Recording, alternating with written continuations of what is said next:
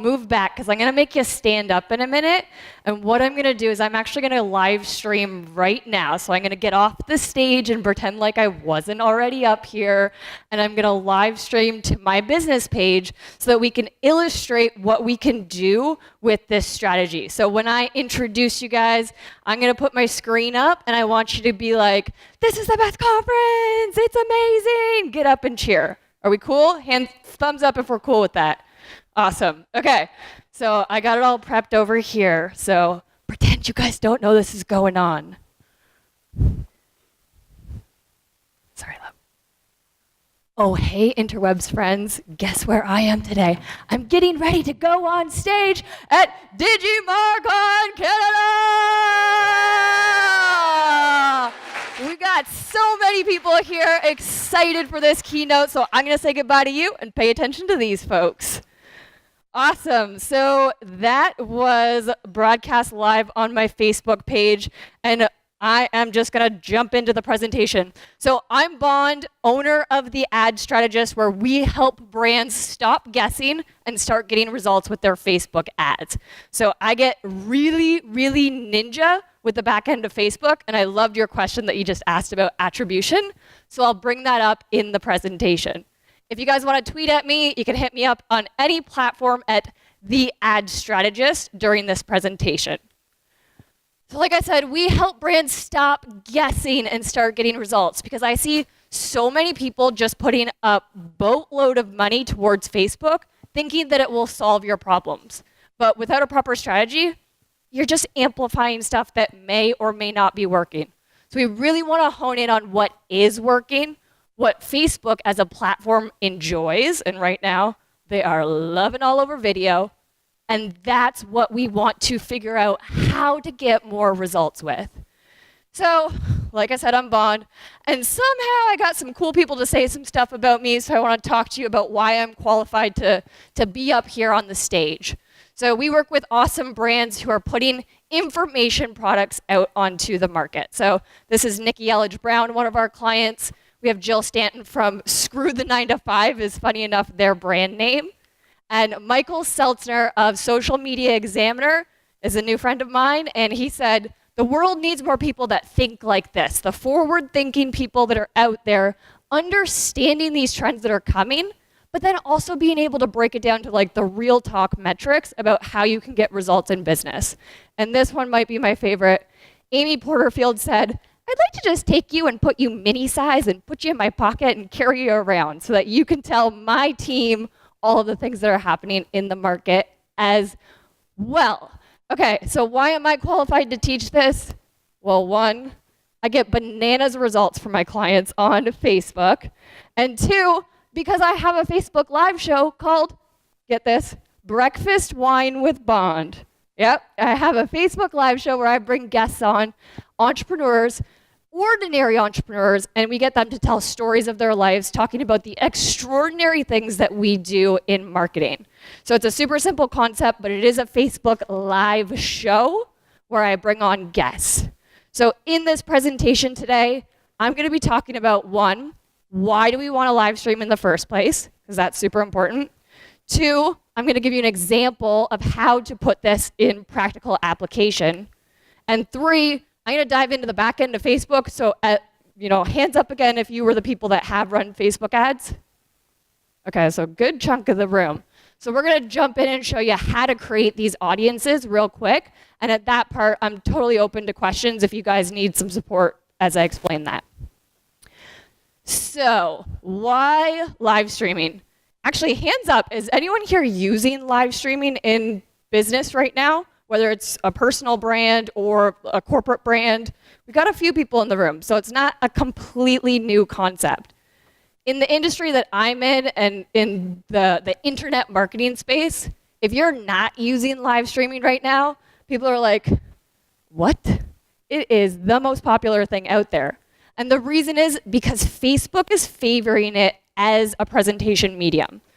So Facebook loves it when you post relevant content, and video is relevant because people are showing up, they're watching it, Heck, half the time people are watching it without sound, so captions are actually really important on video lately. But people have the opportunity to like, comment, and share. Actually, now it's react, comment, and share. And what that's doing is sending cues back to the Facebook algorithm that your content is relevant. And when you can prove to Facebook that the content is relevant, they're going to keep serving it up to more and more people. So you want that from an organic standpoint, but when you go to amplify it with paid traffic, you want that relevance as well because it's going to cost you less to get in front of eyeballs. So the first reason that we do it is because Facebook favors it. And here's one ninja trick that I've been teaching a lot of my consulting clients, and we call it syndication. So like think of Casey Kasem, American Top 40. You guys are familiar with that? Like old school radio show. He went live from whatever radio broadcasting place he was in, and then all these other radio stations were picking him up and syndicating out his content. So we're taking that tactic and bringing it into our strategies by saying, you're going to go live on your Facebook business page for whatever the brand is. And going live on the business page is really important. So if you didn't know that, you can't go live from a group and do these tactics. You can't go live from a personal page. It has to be a Facebook business page. But once you go live, if you do have other brand assets, whether it be different brand Facebook pages for different divisions that might have relevant audiences, or you have a Facebook group that is highly engaged, or even a personal page that is relevant, what you can do is share your broadcast out to other audiences, or even just ask your viewers to share. I know that sounds super simple, but when you ask your viewers to share, instead of going live and having one entry point into that broadcast, now you've just shared it over here, and that's a second entry point. So if you're live, people can join you. More people can join in on the conversation. And one of the things that I loved about Kevin's presentation was talking about that engagement, right? So if people have the ability to create that nurturing connection with you live, we want to give them more opportunities to come join us while we're out there actually live streaming, whether it's from your phone or the technology that's out there. So I highly recommend that as you're live, in your calls to action, you're asking the viewers, guys, just tap the screen, give me some reactions, like throw some hearts up there, or ask thought-provoking and engaging questions that would qualify the type of people who would be an ideal customer for you. And then lastly, just ask them to share, like I said. So ask them to share so that your message can be amplified further. And so it's the connection piece that Facebook Live, and not just Facebook Live, but Periscope and Instagram Live and YouTube Live, it's that two-way connection that makes it extremely valuable in the marketplace. The third thing is because Facebook favors video right now, it is really cost effective to bring people into your world, to indoctrinate them into what your brand is about, and to guide them through the sales process, to convert them into customers. Because it's not just that talking at them, we've heard that a few times today. It's now we're opening that dialogue with one another. So here is a real-time example in action. So I'm all about the emojis because if you comment in emojis on your live streams, that shows the algorithm that it's more relevant, it serves it up to more people, you get out there in a larger way, you bring more customers into your sphere of influence. Emojis are genius, guys. If you don't use them, use them. Okay, so here's an example of a client of ours, Screw the 9 to 5. So they do a weekly Facebook Live broadcast. They teach people who are in the corporate world to create an online business and then monetize that essentially through the tools of internet marketing. So in 19 episodes of this show, what they do is they just add free value. Anything that their audience would find relevant, anything that their audience is hungry to learn. If you're in the health space, you might do some DIY tutorials. If you've been on Facebook and you see those videos of people cooking and they're doing the above shots, you can get really fun with the different live streams you're doing. But this is their show, and what we do is in the show, we're always driving people back to a call to action. So in this example, we're driving people to put in their email to get the lead magnet that talks about growth strategies for Facebook groups. And then what happens there is that they're led to a one-time offer, and this one-time offer for their brand ranges from anywhere from $19 to $99, and it's a fast action. So they have 48 hours to act upon that. If they don't act upon that, they're put into that email sequence where they're going to continue to nurture that brand relationship. And what we do is we measure the heck out of who takes action and who doesn't, which episodes get people into the pipeline, have them take up those one-time offers, but more importantly is, I'm going to just jump ahead, what we're moving people towards is the actual product that they offer, their signature program. So they have a monthly membership, you can do a monthly pay, you could do a year pay, or you could do a lifetime pay. And this is where the LTV comes into play. But going back to, let's go there.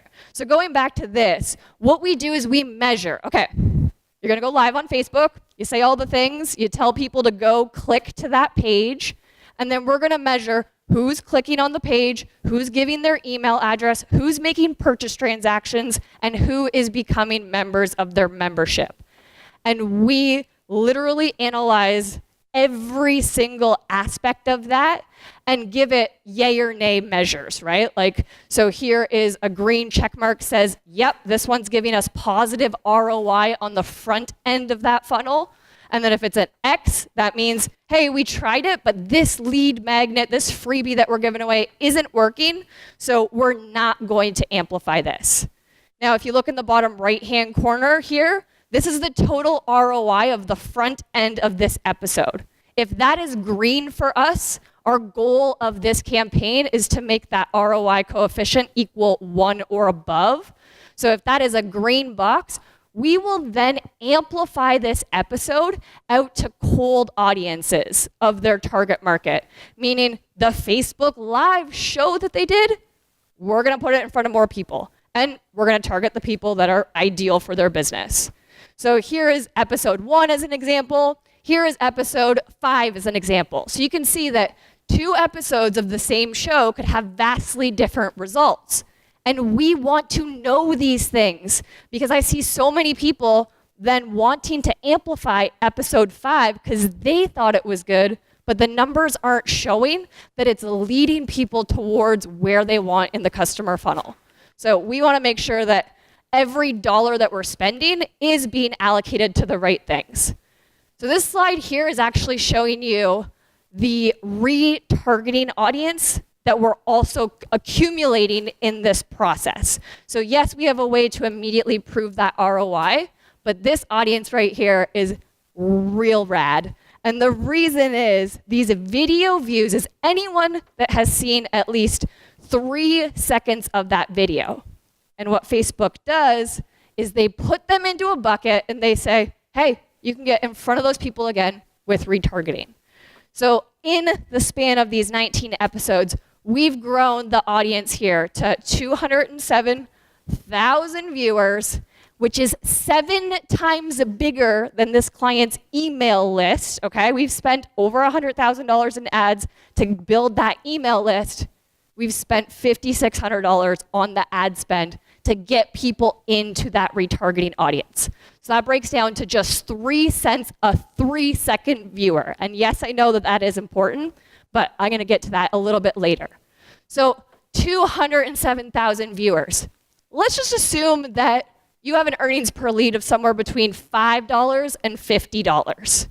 So even if 1% of those viewers end up opting into something that has an earnings per lead of $5 to $50, you're gonna make on a campaign $10,000 to $100,000.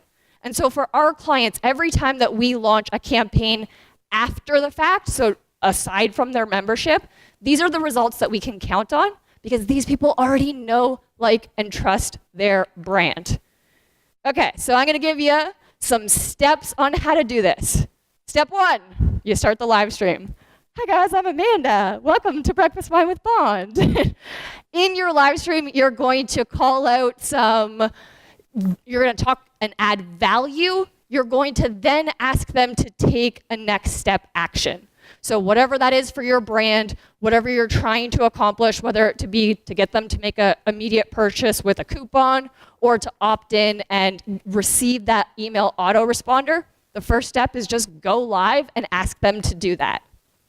The second step is that you're going to set up a retargeting campaign to put whatever that call to action was in front of them again. So you're going live, you're talking about all the things, you're dropping hints in the live stream, but if they don't take action right away, we're gonna set up that campaign and get back in front of them in the timeline to prove the ROI. So what that looks like here is I'm giving some screenshots, and I think these slides are made available to you guys afterwards. If not, I can definitely get them to anyone who wants them. But you're gonna go into Ads Manager, you're gonna go into Audience Dashboard, and you're gonna create an audience. And so the audience itself is under Engagement on Facebook, and then you select Video, and then you get to choose anywhere between people who watched 3 seconds of the video, people who watched 10 seconds, 25% of the video view, 50, 75, and 95%. So this is where it can get really fun and ninja. You can have 2 different segmentation conversations based on, hey, somebody just stopped by and watched only 3 seconds. How do we deepen that relationship? Somebody stayed for 50% of the video, let's say it's 10 minutes, so they stayed for 5 minutes. Maybe we get them into the lead magnet. Or if somebody stayed for 95% and you were already having those sales conversations within the message, maybe you drive them right to the sales transaction. So you can segment based on where they are in video viewership. But every single time that we test the 3-second retargeting audience, it performs, and it performs better than our cold audience offers where we're just getting people and asking for an email without having that relationship prior.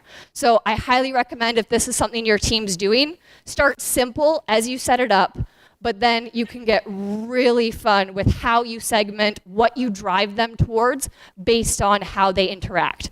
You could even, as they watch one video and they get the offer to whatever your CTA is, if they don't take that up, you can actually segment them and say, hey, we'll just show you another video.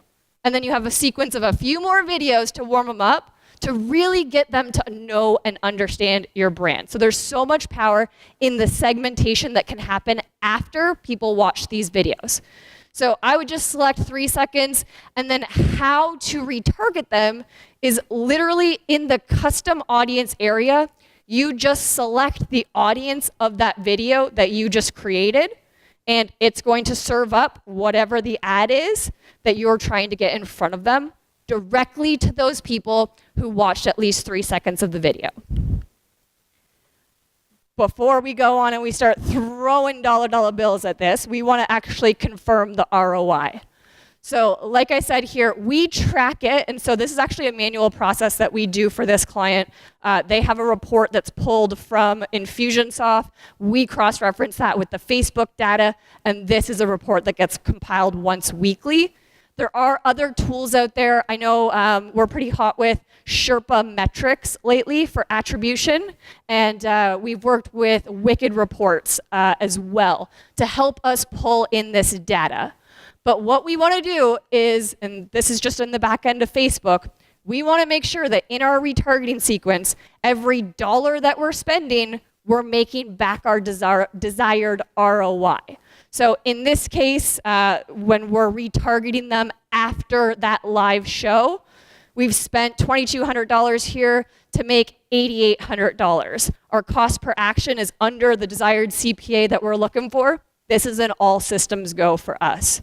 So that would mean we then go back and amplify that live broadcast. So we then go in and we will do paid traffic with the video views objective, because we just want to bring all those people into our audience, and we're going to just select whatever the budget is and continue to monitor that ROI as you go. So you amplify, you bring more people in. We go after and target very specific people in our, in our ideal client avatar. If our clients are appearing in certain publications or certain media, we might include targeting those media outlets. So everything is very particular in how we do this targeting. And then we retarget those people that are coming into that audience for the next week with the lead magnet. If they take up that offer that we're retargeting them, awesome. If they don't, they go into another sequence. And so now all of this segmentation that's able to happen on Facebook, we see where people are in the customer journey before they even have to give us an email address. And I know that in my industry, it is getting quite difficult to get that cold traffic to hand you over something that they value so much. So we're taking the entire live streaming strategy and saying, it's okay, we're gonna ungate our content because we're still building that asset list. We're still building the ability to get back in front of you. So you don't need their email address to continue to email them. You just have them in your retargeting audience. Those 207,000 people, we can get in front of them at a drop of a hat, because they are now in the audience that we can retarget. So there is so much power in cooperating with Facebook in a medium that people love to consume and is highly relevant, and proving the ROI of continuing to amplify that. So I'm gonna open it up for any questions, because I know that Facebook is a hot topic. So again, guys, I'm Bond. I'm owner of the Ad Strategist. I love this ish.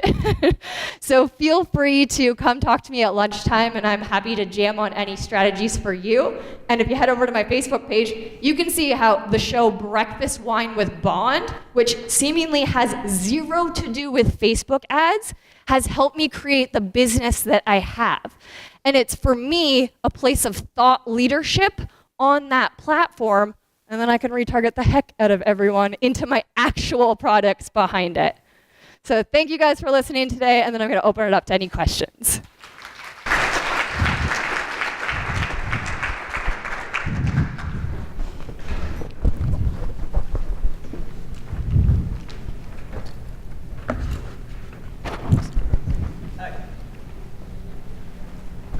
Is this like the conch?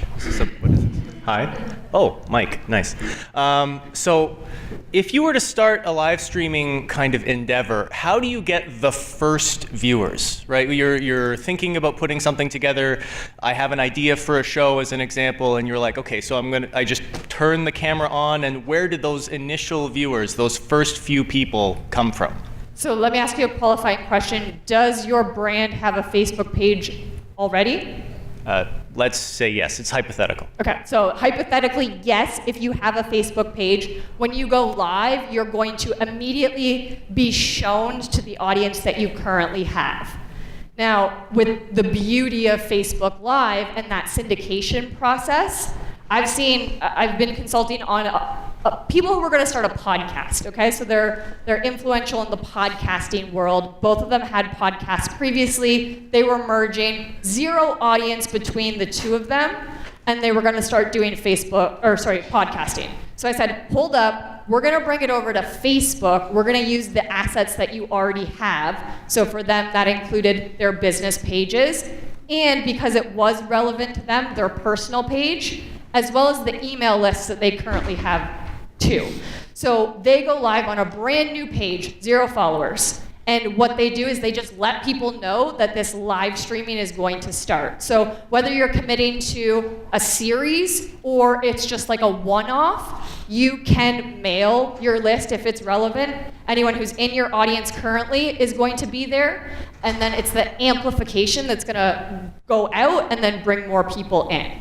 But I always do caution people, when you first start live streaming, the very first time I went live, first off, I was terrified. I was like, I'm gonna talk about pixels, and like my hand was shaking. So it's a new experience if you're not familiar with it, but it will be a slow build to get to that point. If you have the ad spend dollars to help you amplify that, anyone, you can put that in front of people, prove the ROI, and then anyone who reacts to it, you can actually invite to like your page if you have under 100,000 people on the page.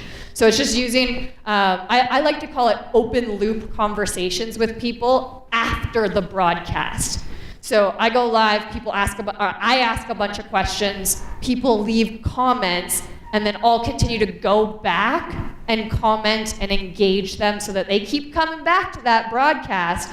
And we'll have full-on conversations about brand topics, and it's just telling the algorithms that it's relevant and serving it out to more people. So there's some fun ninja hacks that you can do organically, but I say you always pay two ways. You pay with your time or you pay with your dollars to get it out there. You just choose what's more relevant for the brand.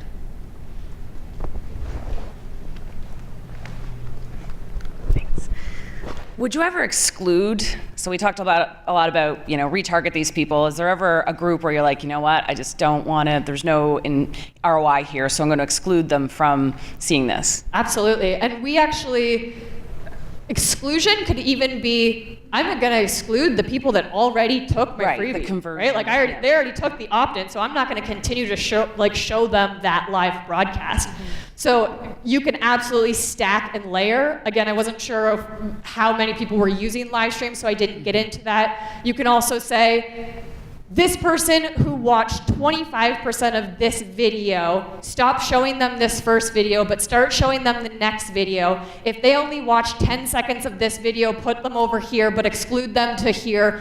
You can get as ninja as you want with this. And we have certain campaigns set up that are stacks on stacks on stacks of testimonials and sales pages and objections and pain points that we're countering, FAQs. All of that is being delivered based on what actions people are taking with the video. So the live stream is that entry point vehicle, but the retargeting is a well thought out and planned campaign. It's not off the cuff.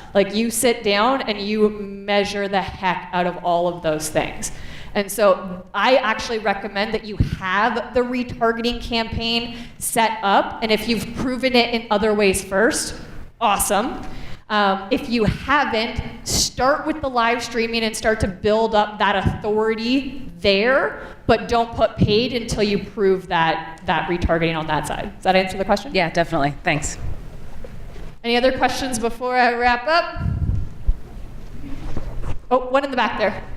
Oh, sorry, I didn't see this one either. I was just wondering if you have a process of keeping track of the leads. So you have the video and you're having these conversations back and forth. What's your process for keeping track of them? In terms of leads coming in through the conversations, yes, or leads coming in through the different sequences and leads coming in through the conversations.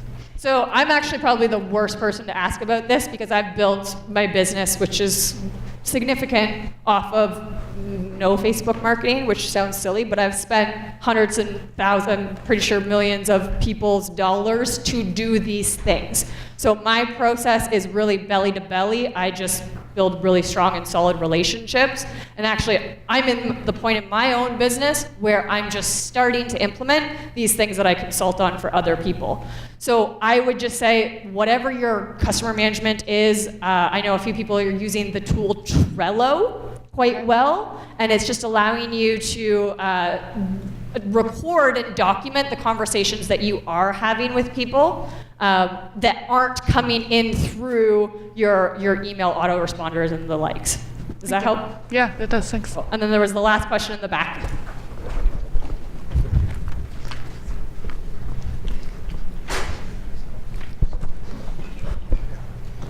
Thank you. So once a live stream is proven a good video, or it has brought in good impressions, good clicks and everything, how much we should wait, how long we should wait before we start amplifying that, start promoting that video? As soon as it's proven, I would go straight to the cold audience, because you've proven the ROI, they've gotten to the certain point. There might be a lag of, let's say, when they come in the entry point to when you make them the sales offer of 5 days. Let's say 5 days, it's already positive. Boom, let's put more people in the top of the pipeline. So as soon as that ROI is there, we do amplify, but we continue to monitor, because if it does stop working, it did work, so it will work again, but there might be a disconnect, or there might be a fatigue, or there might be just something happening trends-wise in the industry that's currently getting it to stop working. So we'll pause it, back burner that one particular episode, and then come back to it when we analyze. Well, awesome. Thank you guys so much.